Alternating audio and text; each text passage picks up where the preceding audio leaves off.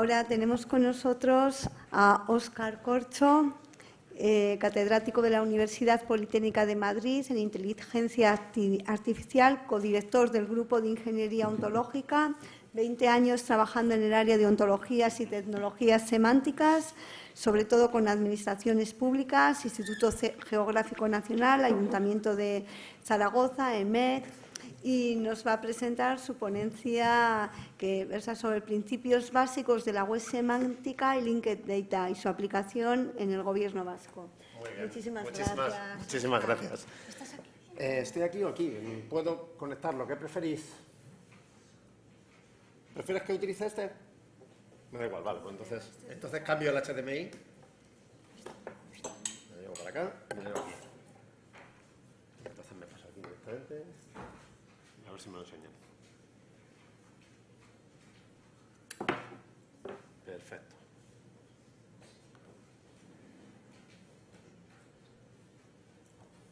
Perfecto, muy bien. ¿Sí?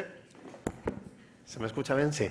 Bueno, la verdad es que me da bastante respeto, por no decir miedo a veces, a hablar detrás de Javier, ¿no? Porque ahora ya no sé si estoy incumpliendo algo o no cuando os haga referencia a algunos de los documentos o a algunos de los contenidos sobre los que voy a estar hablando, ¿no? Pero a la vez también es muy, muy inspirador ver este análisis porque creo que está muy en línea con muchas de las cosas que llevamos mucho tiempo hablando, ¿no? Desde nuestro grupo, desde la gente que hemos estado trabajando en este área de web semántica, de datos enlazados y en general de datos abiertos. Mi objetivo, bueno, así que utilizo aquí esto, no sé si está bien hecho, pero bueno, luego ya veremos, ¿no? Ya veremos lo que se puede hacer. Por supuesto, podéis reutilizar todo el contenido para lo que queráis. Tenéis la aprobación del autor y de todos los autores con los que ha consultado el autor. ¿Cuál es el objetivo de esta charla? Cuando Elena me comentó, bueno, ¿puedes hablarnos un poco de web semántica y datos enlazados? Le dije, bueno, sí, seguro que vosotros en este ámbito, en este ambiente, ya sabéis muchas cosas de este área, ¿no? Y luego os preguntaré, ¿no? Luego habrá unas cuantas preguntas a la audiencia para ver exactamente cuántas de estas cosas habéis visto. También me ha gustado mucho de la presentación inicial de Elena, que ha dicho, bueno, ya hemos empezado a trabajar con todos estos datos, los tenemos ya más o menos unidos, todos un poquito enlazados, ahora nuestro siguiente paso es ir un poquito más allá, ¿no? Y bueno, pues en principio, digamos que el objetivo de esta charla es, por un lado, hablar de manera general sobre datos abiertos, qué es lo que entendemos por datos abiertos, y seguro que esta conversación, pues a muchos de vosotros incluso casi lo haría mejor que yo, porque estáis acostumbrados a hablar de ello. A presentar así a modo pues, de tutorial, me pondré el gorro un poco de profesor de la universidad, ¿no? Cuáles son estos principios que normalmente utilizamos en el área de la web semántica, de la web de datos enlazados, o como la estamos denominando ahora en la web de los grafos de conocimientos. Y finalmente, pues comentaros un poquito el trabajo que hacemos en otro área, no en el área de los centros de documentación, en el que vosotros estáis acostumbrados a trabajar, sino que fundamentalmente pues, os voy a contar algunas de las cosas que estamos haciendo con ciudades, ¿no? Con el objetivo de dar una visión distinta y por supuesto que luego durante el café podremos charlar sobre ello y sobre todas las relaciones que existen.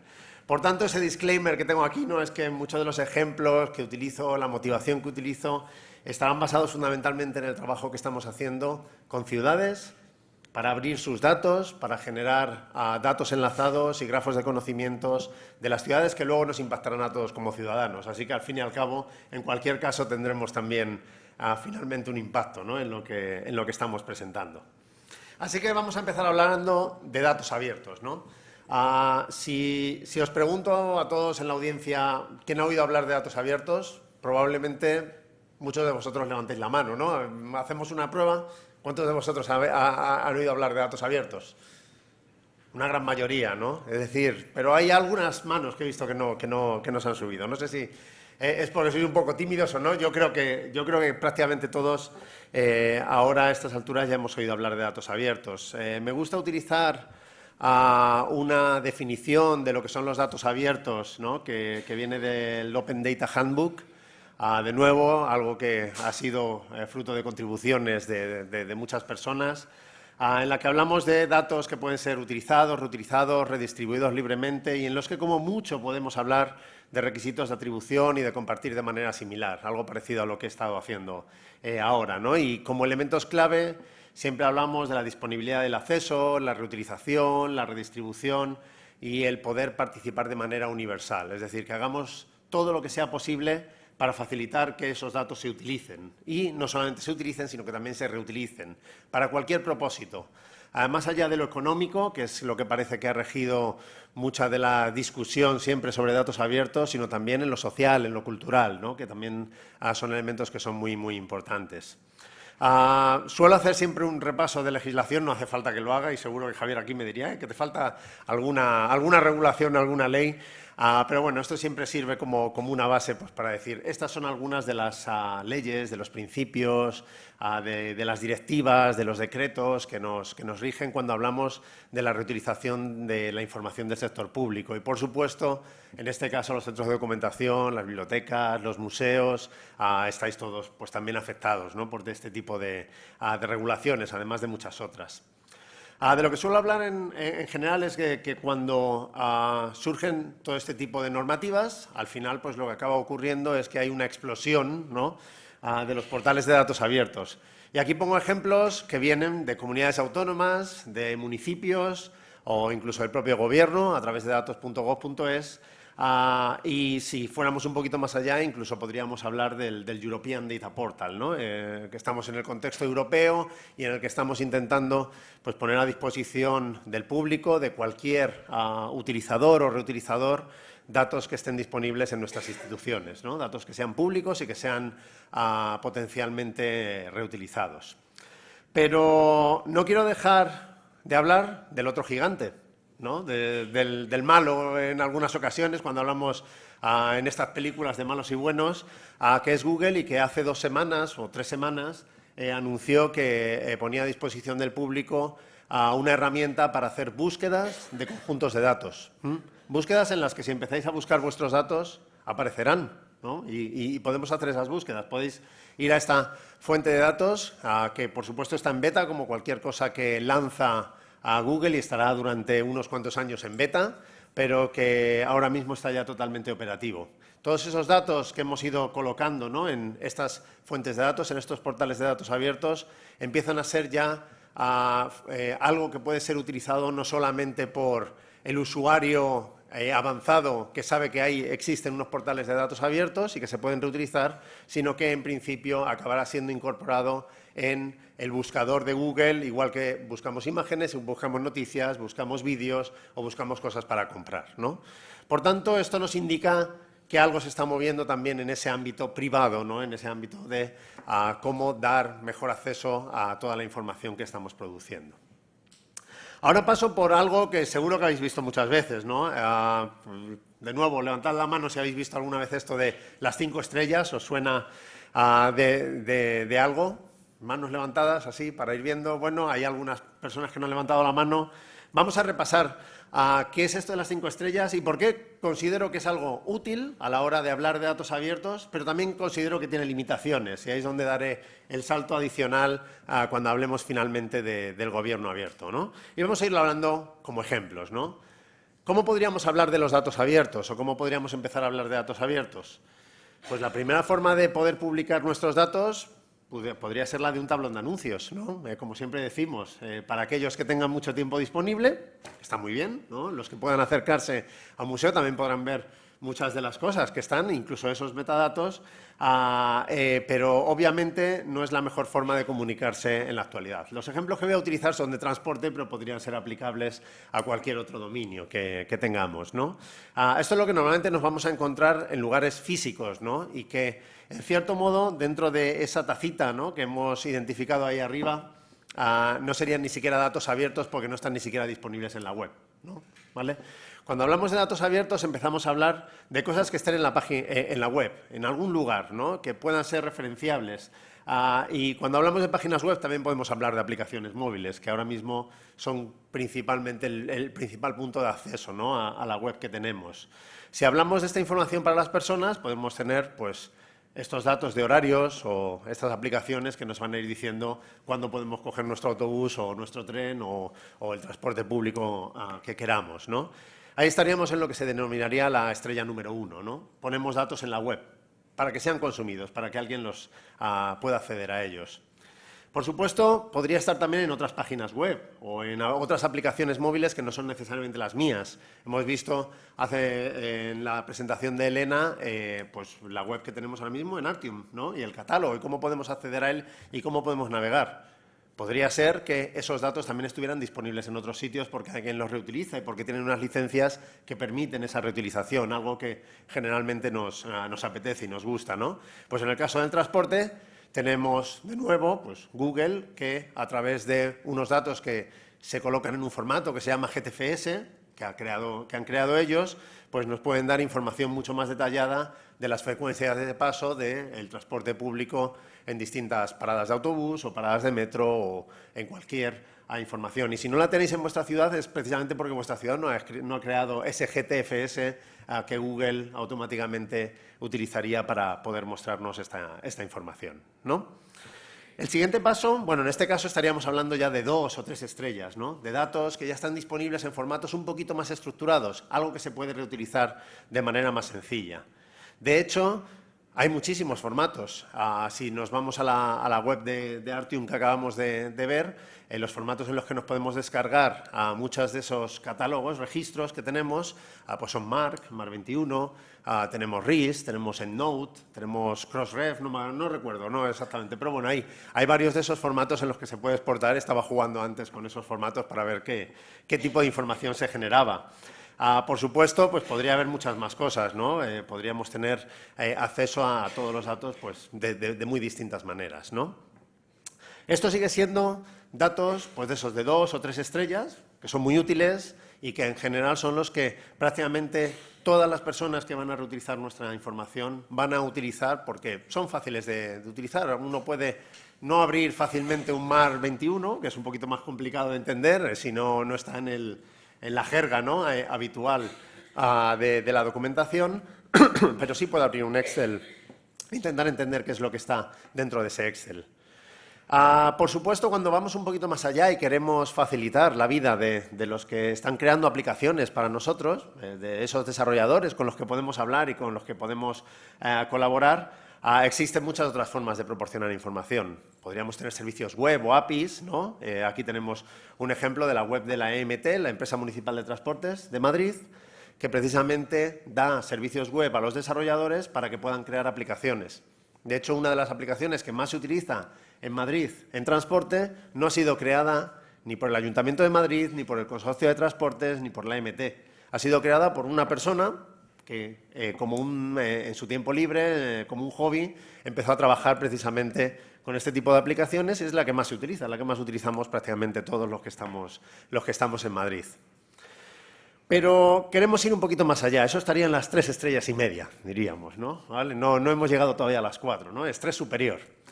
Querríamos ir a tener todos estos datos juntos, ¿no?, y mejor un poquito revueltos, ¿no? A mí me gusta que todos esos datos no se conviertan en islas de datos, que los datos que tenemos de Artium no sean solamente los de Artium, que si tenemos a un autor en Artium, antes hemos visto a Eva Lotz, pues que podamos buscar a esa autora en otros lugares y poder tener una colección mucho más rica, mucho más amplia de cuáles son todas esas obras que ha creado, ¿no?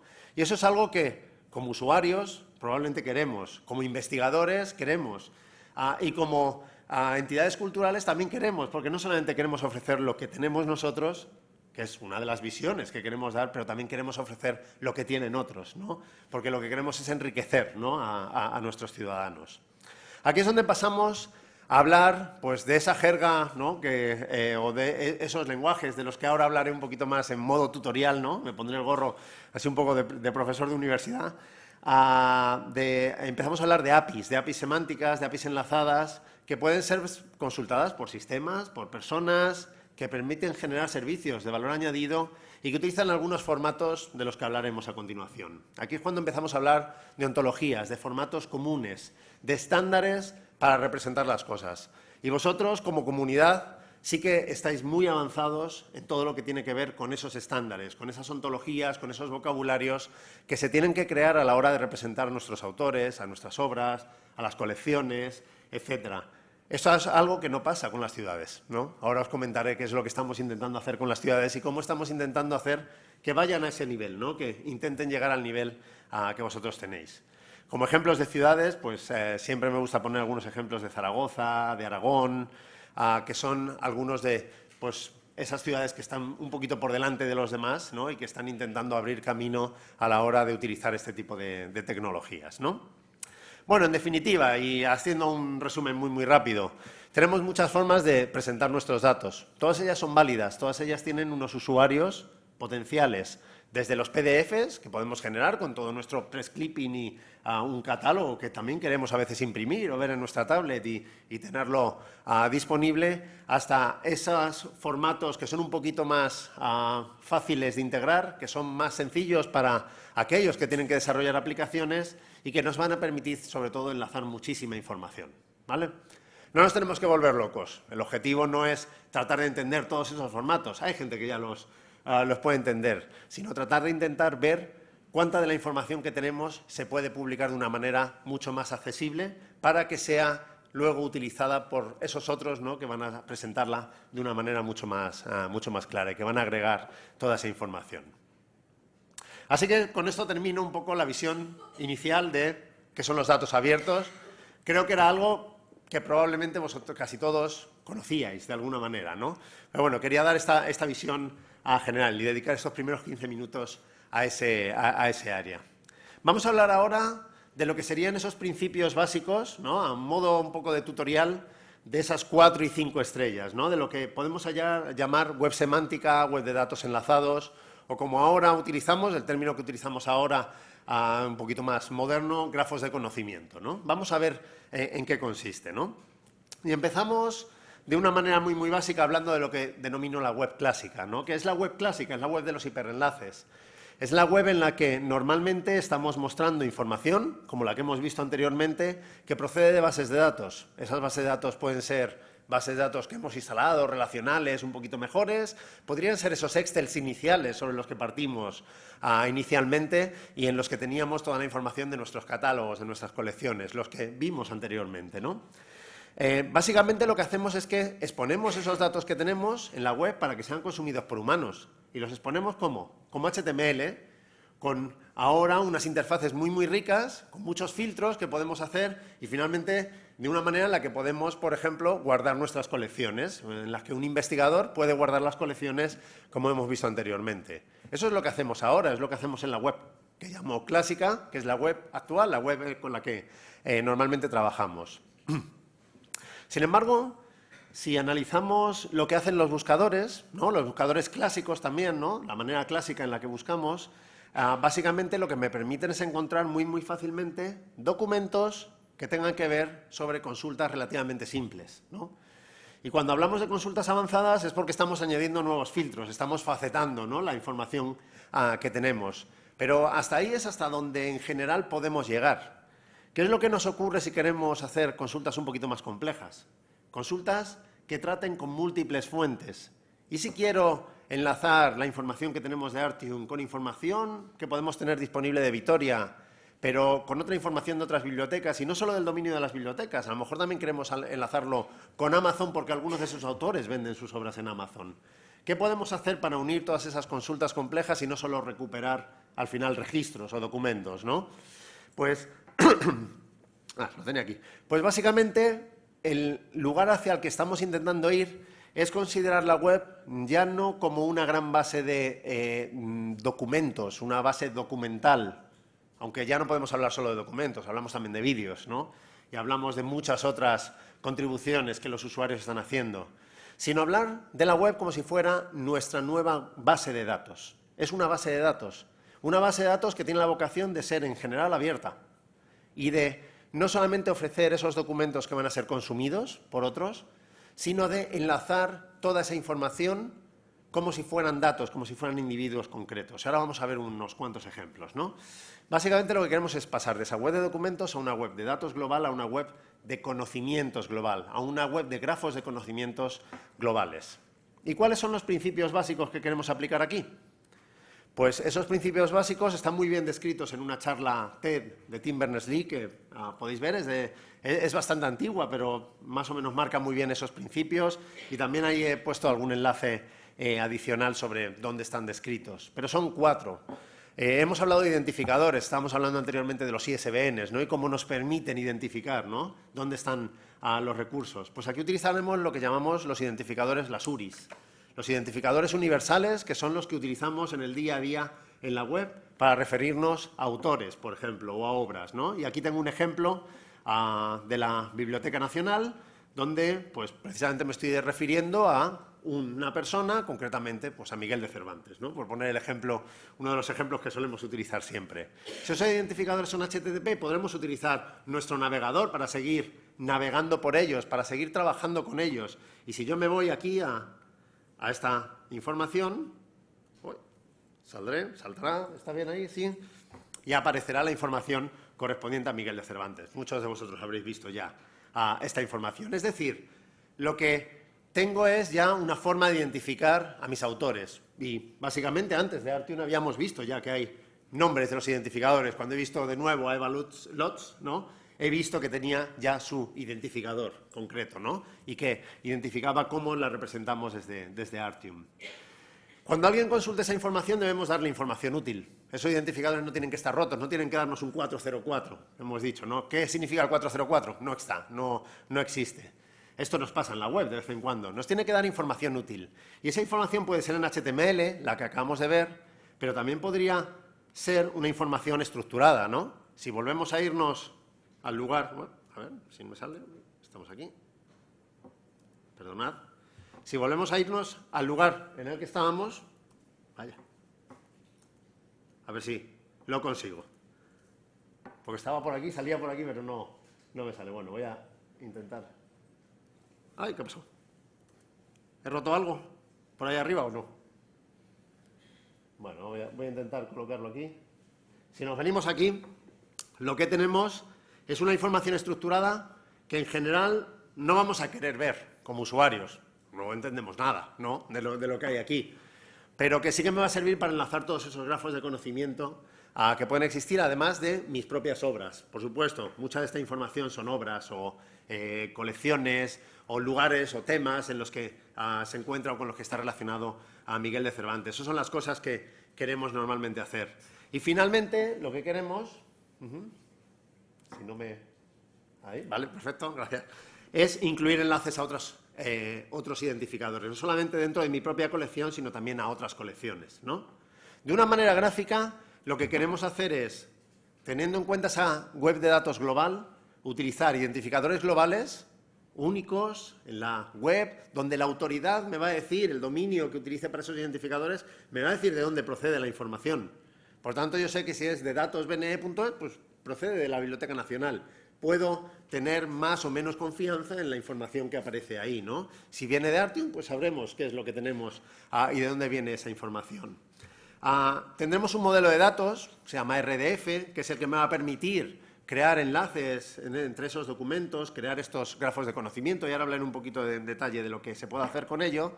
Utilizaremos HTTP, no entro en demasiado detalle, es simplemente una forma de acceso a los datos, y finalmente crearemos enlaces entre toda esa documentación. Esa será la forma que tendremos de conseguir que dos bases de datos que inicialmente estaban separadas y que no pertenecían ni siquiera a la misma institución, podrían pertenecer también a la misma institución, ¿por qué no?, estén ahora mismo unidas y yo pueda ir navegando de la misma manera en que antes he estado navegando como una persona, ¿no?, cuando iban navegando por todo el catálogo que nos han presentado de Artium, ¿no? Bueno, esto enlaza con lo que es el concepto de la web semántica, que se define como una extensión de la web, donde los significados los definimos bien y donde todos los datos están bien descritos y enlazados, ¿no? En cierto modo, cuando hablamos de esto, hablamos de ontologías, de vocabularios comunes, y hablamos de anotaciones, de los enlaces, de los datos que os he presentado anteriormente, ¿no? Como resultado de todo esto, ¿qué ha ido ocurriendo? Bueno, pues podemos hablar de que la web de datos enlazados en el 2007 era una cosa muy, muy chiquitita, donde solamente teníamos algo de información de la Wikipedia, que habíamos estado extrayendo y mostrando en DBpedia.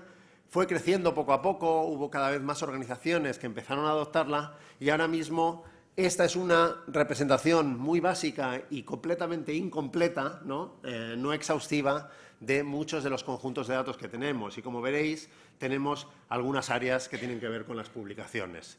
Y más aún, nos podemos olvidar de esta representación porque ya tenemos esa información pues, tanto en las herramientas estructuradas de datos que nos ofrece Google como en su buscador de conjuntos de datos. ¿Vale? Esa es más o menos la idea, ahí es donde queremos tender, ¿no? ¿Cómo lo conseguimos? Voy a meterme en aspectos un poquito técnicos, pero no voy a entrar en excesivo detalle, porque si no me podría estar aquí como 3 horas hablando de lo que sería RDF Schema. Simplemente voy a hablar de los elementos básicos, ¿no?, que permiten perderle el miedo a esto, y luego os voy a dar un enlace a un curso completamente abierto, a un MOOC que tenemos sobre web semántica, datos enlazados, en el que si queréis entender un poquito más del área, podéis registraros y es gratis, es abierto. Y son simplemente 6 lecciones, es básico y donde podríais encontrar mucha más información si quisierais, ¿no? Básicamente, de lo que hablamos cuando hablamos de web semántica es de algo que se llama RDF Schema y algunas otras cosas, ¿no? Este es nuestro modelo de representación. En cierto modo me gusta hacer la analogía con las bases de datos. Lo que tenemos en las bases de datos son esquemas, describimos qué es lo que vamos a representar, y datos. Y si hablamos del XML es lo mismo, un esquema y unos datos. Si hablamos de RDF tenemos un esquema y unos datos. Nuestro esquema se van a llamar vocabularios, ontologías. Van a ser vocabularios consensuados. Vamos a intentar conseguir que todos estemos de acuerdo con esas entidades, con esos modelos con los que estamos trabajando. Y los datos estarán representados como un grafo, ¿no? Vamos a ver cómo se representan esos grafos, ¿no? Lo importante es que estos son estándares del W3C, que es la organización que se dedica a estandarizar todas estas cosas de la web, ¿no? HTML, XML, RDF Schema y un montón de cosas más con las que trabajamos en el día a día y que no tenemos ni por qué conocer, ¿no? Y al final, si hablamos de qué es esto en la web semántica, pues podemos hablar de RDF Schema, de un lenguaje de consulta que se llama Sparkle y de un lenguaje de ontologías que se llama WL. Esos serían los elementos básicos de los que tendríamos que conocer un poquito para poder dar ese salto a entender esto de la web semántica y Lead Data desde el punto de vista de hacer los datos, de entender esa página que os he enseñado antes de Cervantes, ¿no? ¿Vale? Mi objetivo es eso, no en 5 minutos no os voy a contar todos esos detalles, pero sí que quiero que le perdáis el miedo, ¿no? Básicamente, con esto ya tenemos suficiente, con esto ya entendemos en qué consiste RDF. ¿Qué es lo que queremos hacer con RDF? Pues expresar todo nuestro conocimiento como si fueran tripletas. Sujeto, predicado y objeto. Y aquí tenéis 4 ejemplos de tripletas y con esto ya sabemos suficiente, ¿no?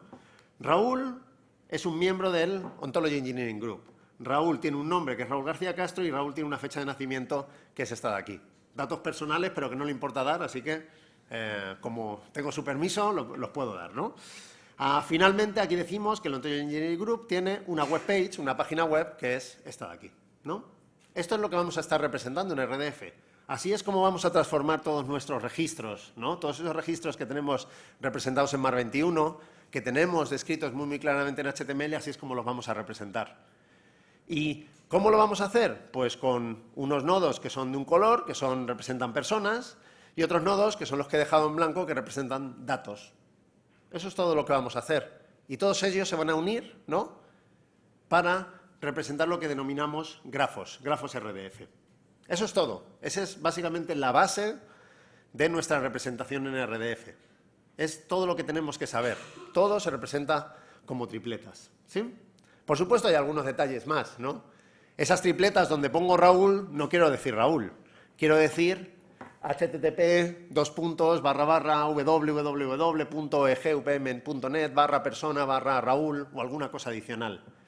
Es decir, nuestros nombres dejan de ser nombres personales. Eva Lotz deja de ser mi Eva Lotz con el nombre y esa cadena de caracteres, pasa a ser un identificador. Es un poco así desvirtuarla, pero es realmente lo que queremos representar, esos identificadores. Y esos identificadores están unidos con los datos o con otros identificadores por medio de propiedades que también tienen identificadores y que me representan propiedades, ¿sí? Para hacerlo un poquito más sencillo, lo podemos representar así, ¿no? Con prefijos que utilizamos pues, para que nuestros grafos queden un poquito más bonitos. Pero al fin y al cabo, lo que estamos representando no deja de ser esos grafos, esas tripletas en las que queremos representar esos sujetos, esas propiedades y esos objetos. Nada más, nada más. Quiero que perdáis el miedo. Tendríais que ser capaces de generar RDF en muy poquito tiempo, ¿no? De seguir el curso y vais a ver cómo sois capaces de hacerlo. Lo conseguimos en menos de 2 horas, conseguimos que la gente empiece a generar RDF y de muchísimas áreas, no solamente informáticos, que podríamos decir, es que ellos saben seguro un poquito más, sino también biólogos, gente de vuestra área, ¿no? De documentación, de bibliotecas, gente de muy diversas áreas, son capaces de generar RDF muy rápidamente. Y sobre todo de entenderlo, que es lo importante. Con esto termino, porque el resto que son, bueno, pues hay distintas sintaxis, pero no nos tenemos que preocupar. Estas son una visión de la sintaxis, como tendréis las slides, luego podéis revisarlo. Y esta es la forma de representarlo en texto. Esto es lo que nos aparecía en la página de Cervantes. Estas son las cosas que teníamos, ¿no? Pues Asun tiene un colega que es Raúl, Asun tiene una homepage que es esa, Óscar tiene un colega que es Asun y Óscar tiene un nombre que es Óscar Corcho García para representar ese grafo que tenemos ahí arriba. ¿Sí? ¿Vale? Eso es lo que queremos representar. Y luego, como estamos acostumbrados a hacer taxonomías, pues podemos comenzar a trabajar con RDF Schema para hacer nuestras taxonomías. Y esta seguro que la entendemos bien. ¿Qué estamos hablando? De personas.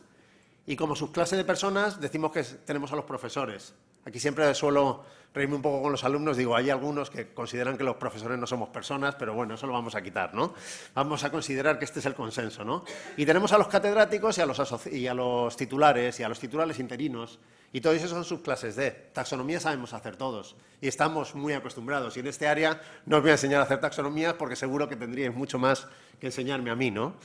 Y entonces esos datos que tenemos, ese Óscar, Asun y Raúl, los podremos enlazar y diremos que pertenecen a estas taxonomías. Pues Asun y Óscar son catedráticos, Raúl es un profesor titular y además podremos describir las propiedades y decir que tenemos nombre, colega y homepage que van de persona a persona o de persona a cadena de caracteres o que el homepage es una URL, ¿no? Y con eso conseguiremos tener ya lo que sería todo nuestro grafo de conocimientos. Por tanto, ¿qué 2 ingredientes necesitamos? Los datos, representados como un grafo, y nuestras taxonomías, que con un poco de suerte hemos conseguido consensuar. Que esa es la clave en la que queremos trabajar. ¿Sí? Bueno, pues este es el segundo bloque. Esto es lo que quería hacer, ¿no? Hablar de los principios, de las 4 y 5 estrellas, ¿no? De la web semántica, del Lean Data. Y, por supuesto, tendría que hablar también de Sparkle, un lenguaje de consulta, cómo podemos hacer esas consultas que hemos visto antes facetadas, cómo las hacemos y todavía incluso un poco más complejas, y además yendo a distintas fuentes de datos, ¿no? Que es lo que sería muy interesante, lo que os he prometido que se podría hacer, ¿no? Y podríamos hablar de OWL para hacer nuestros vocabularios un poquito más complejos, no hace falta llegar hasta ese nivel de detalle, o de cosas tecnológicas, de Lean Data Fragments para servir los datos mucho más rápido y para que todas las cosas funcionen mucho mejor, ¿no? Y que se cacheen mejor y que Google las entienda mejor y cosas parecidas. También os podría hablar de vocabularios, pero muchos de vosotros conocéis RDA seguramente, ¿no? Ferber más que yo, Dublin Core muchísimo más que yo también, Schema.org, que es el que está utilizando, el que está proponiendo Google y otros buscadores, siempre hablo de Google, ¿no?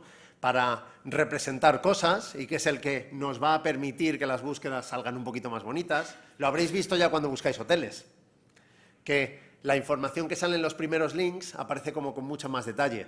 ¿Por qué aparece ese detalle? Porque se están introduciendo anotaciones semánticas, se está introduciendo RDF en las descripciones, ¿no? Por eso es importante que cuando nos vamos al código fuente pues, de datosbne.es y nos vamos a la ficha de Cervantes, encontraremos abajo del todo algo que dice que es un schema.org person, porque es una persona, ¿no?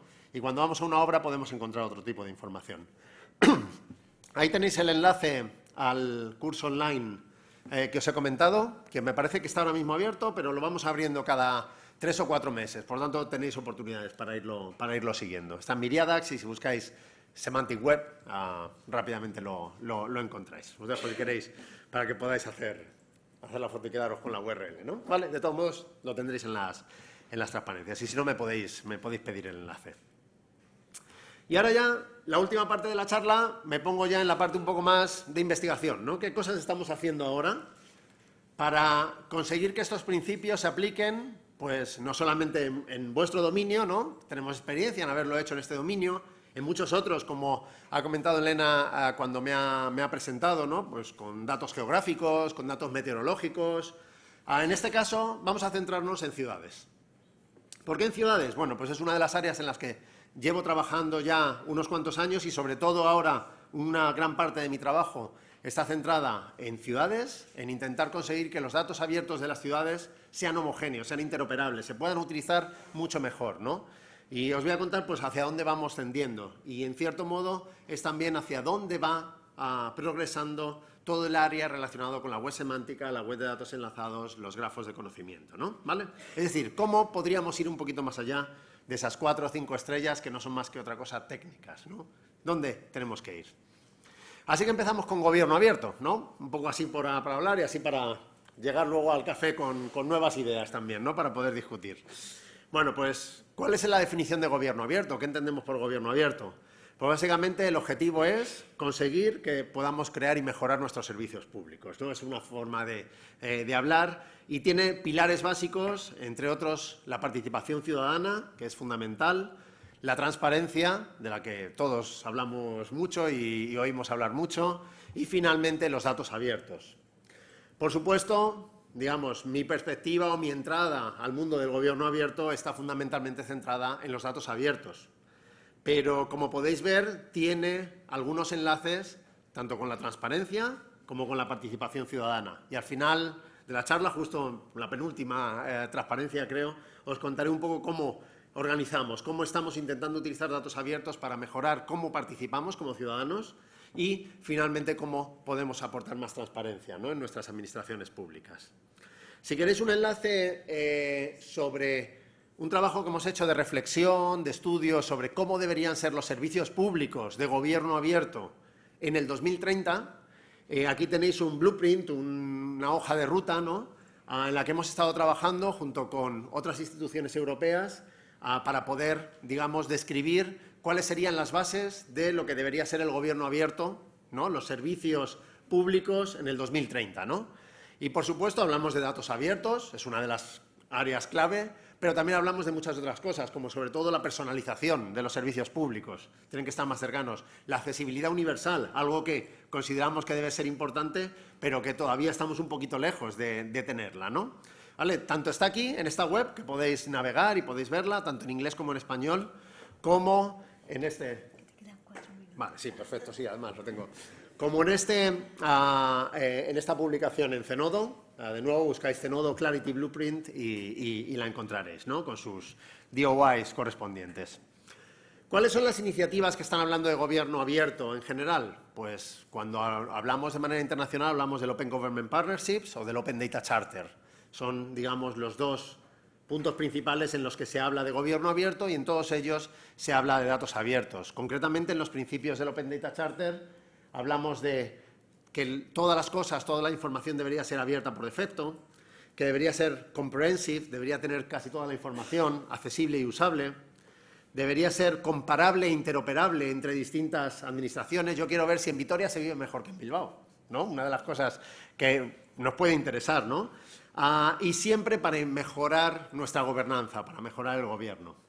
Bueno, pues desde ODI Madrid, desde el Open Data Institute, el nodo que tenemos en Madrid para dar soporte a datos abiertos en general, lo que estamos trabajando es precisamente con eso, con conjuntos de datos de ciudades, porque entendemos que son los más cercanos a las personas, los más cercanos a los negocios y los más cercanos incluso también a los desarrolladores. Y hemos estado involucrados en muchas actividades, como la Red Temática Española sobre Datos Abiertos, una norma técnica de AENOR sobre cómo abrir datos en ciudades y también un grupo de trabajo de la Federación Española de Municipios y Provincias que propone o que ayuda a los ayuntamientos a abrir sus datos. Creemos que eso es lo que es fundamental y, sobre todo, ayudamos en lo que tendría que ver con todas las actuaciones estratégicas, tecnológicas y también educativas. Nos vamos a colegios y explicamos cómo se pueden utilizar los datos abiertos para explicar el método científico en colegios, ¿no? En colegios y en secundaria. Y lo estamos haciendo con un montón de ciudades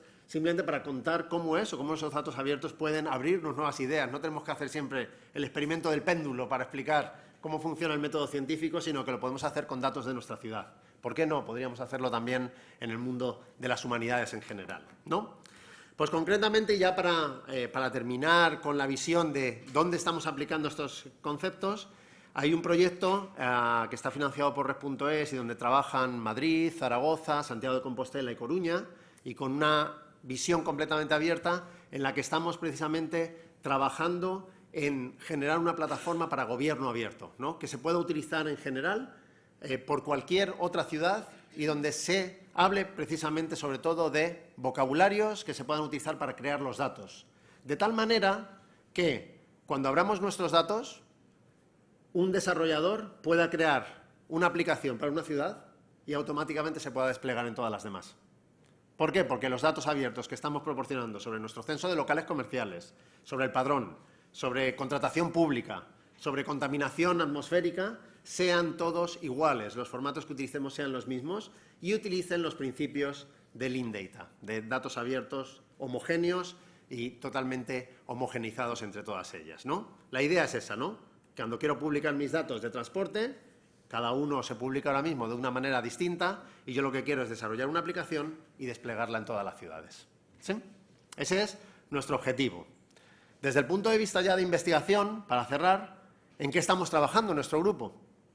En permitir que tengamos un catálogo de vocabularios. De la misma manera en que vosotros no os planteáis otra cosa que utilizar RDA, Ferber, Dublin Core, porque ya los tenéis establecidos muy claramente, en las ciudades no ocurre lo mismo.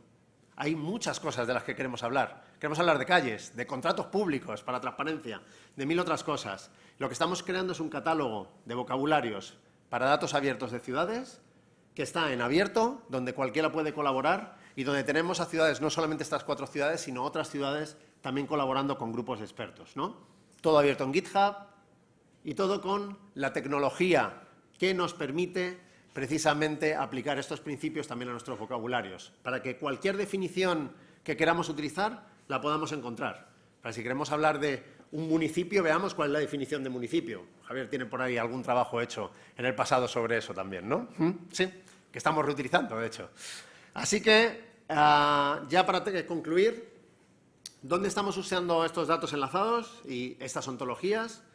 Pues, en primer lugar, para su reutilización en portales de datos abiertos, en APIs de datos abiertos que puedan utilizar tanto las ciudades para sí mismas en su estrategia de abierto por defecto, como cualquier desarrollador. Para hacer visualizaciones relacionadas con transparencia, nos encantaría que la ejecución de los presupuestos se presente toda igual. O los contratos públicos, que son muy interesantes, ahí se va mucho dinero, ¿no? Que se presente de la misma manera. Y también para facilitar nuestra participación pública. Cuando se abren presupuestos participativos y alguien dice, aquí faltan bancos para sentarse, podamos colocar un dataset de bancos y decir, estos son todos los bancos que hay en la ciudad. ¿En esta zona se necesitan más bancos, sí o no? Y que la discusión que puedan tener los ciudadanos sea una discusión informada por los datos, que es algo que puede ser muy útil a la hora de tomar cualquier tipo de decisiones. Así que, bueno, pues habrá muchos avances en esto. Así que podéis estar, ¿no?, al tanto de ello y simplemente como resumen pues he intentado dar esa visión de datos abiertos, web semántica y web de datos enlazados, un poquito la parte más técnica y finalmente cómo lo estamos intentando aplicar en el mundo del gobierno abierto. Así que ahora durante el café probablemente podamos discutir de cualquier elemento que os pueda resultar interesante. Muchas gracias. Muchas gracias.